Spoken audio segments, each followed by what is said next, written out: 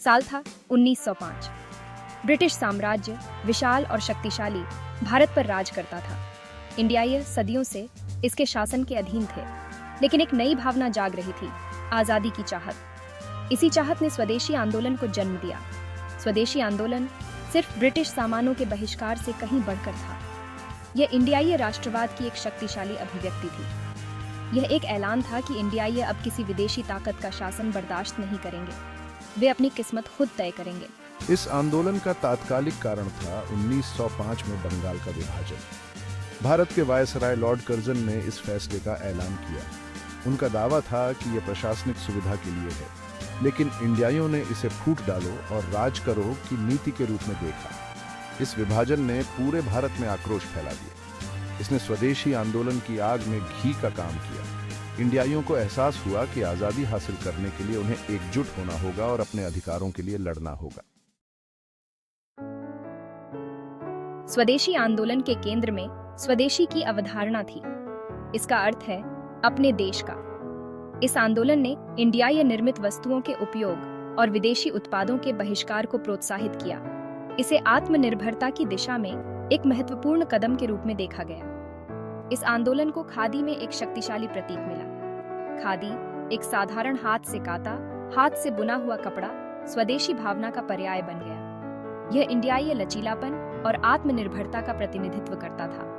महात्मा गांधी ने खादी की शक्ति को पहचाना। गांधी जी ने खादी को एकता के प्रतीक के रूप में देखा। उनका मानना था कि खादी की कताई जीवन के सभी वर्गों के इंडियाइयों को एकजुट कर सकती है। उन्होंने चरखा को स्वतंत्रता संग्राम का प्रतीक बना दिया। खादी पहनना सम्मान की बात ब्रिटिश शासन के खिलाफ प्रतिरोध का प्रतीक बन गया। खादी को बढ़ावा देने का गहरा आर्थिक प्रभाव पड़ा। इसने ग्रामीण उद्योगों को पुनर्जीवित किया और लाखों लोगों को रोजगार प्रदान किया। इसने ग्रामीण आबादी को सशक्त बनाया और उन्हें स्वतंत्रता संग्राम में सक्रिय भागीदार बनाया। स्वदेशी आंदोलन भाग्यशाली था कि उसके पास अद्भुत नेता थे। इन नेताओं ने लाखों लोगों को अपनी दूरदृष्टि और साहस से प्रेरित किया। बाल गंगाधर तिलक, बिपिन चंद्र पाल, लाला लाजपत राय, अरबिंदो घोष और वीओ चिदंबरम पिल्लई जैसे प्रमुख व्यक्ति नेता के रूप में उभरे। उन्होंने लोगों को एकजुट किया, विरोध प्रदर्शन आयोजित किए और स्वदेशी का संदेश फैलाया। महिलाओं ने भी इसमें सक्रिय और महत्वपूर्ण भूमिका निभाई। उन्होंने विदेशी कपड़े का बहिष्कार किया और स्वदेशी उद्योग स्थापित किए। भाग 4, बहिष्कार से परे स्वदेशी की चिरस्थायी विरासत। स्वदेशी आंदोलन भारत के स्वतंत्रता संग्राम का एक महत्वपूर्ण मोड़ था।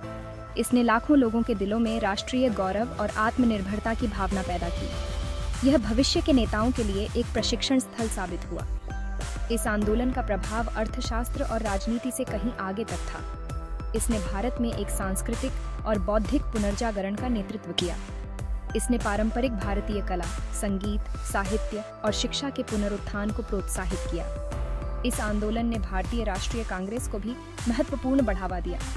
इसने पूर्ण स्वतंत्रता के लिए संघर्ष कर रहे एक जन आंदोलन में इसके परिवर्तन का मार्ग प्रशस्त किया।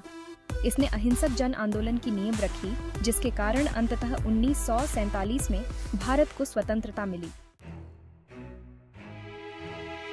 भाग 5, राष्ट्रीय हथकरघा दिवस, कालातीत शिल्प कौशल को श्रद्धांजलि। आज स्वदेशी आंदोलन की विरासत जीवित है।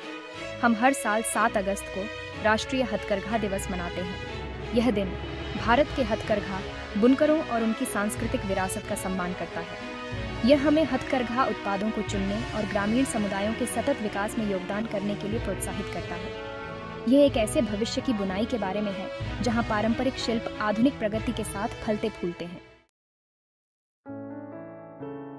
भाग 6, अतीत के धागों से भविष्य बुने। स्वदेशी आंदोलन इंडियाई लोगों की अदम्य भावना का प्रमाण था। यह एक ऐसा आंदोलन था जो अपने देश के प्रति प्रेम और स्वतंत्रता की तीव्र इच्छा से पैदा हुआ था। आत्मनिर्भरता पर आंदोलन का जोर, स्थानीय उद्योगों का समर्थन और इंडियाई संस्कृति का उत्सव आज भी हमें प्रेरित करता है। जैसे जैसे हम 21वीं सदी की जटिलताओं को पार करते हैं, स्वदेशी आंदोलन के सबक प्रासंगिक बने हुए हैं। यह आंदोलन हमें एकता की शक्ति, आत्मनिर्भरता के महत्व और अपनी सांस्कृतिक विरासत को संरक्षित करने की आवश्यकता की याद दिलाता है। स्वदेशी आंदोलन केवल भारत के इतिहास का एक अध्याय नहीं था। यह एक जीवंत विरासत है जो हमारे वर्तमान को आकार देती है और हमारे भविष्य को प्रेरित करती है। ये कार्य करने का आह्वान है। हमें अपनी विरासत को अपनाने, अपने स्थानीय समुदायों का समर्थन करने और एक आत्मनिर्भर और समृद्ध भारत के निर्माण के लिए काम करने का आग्रह करता है।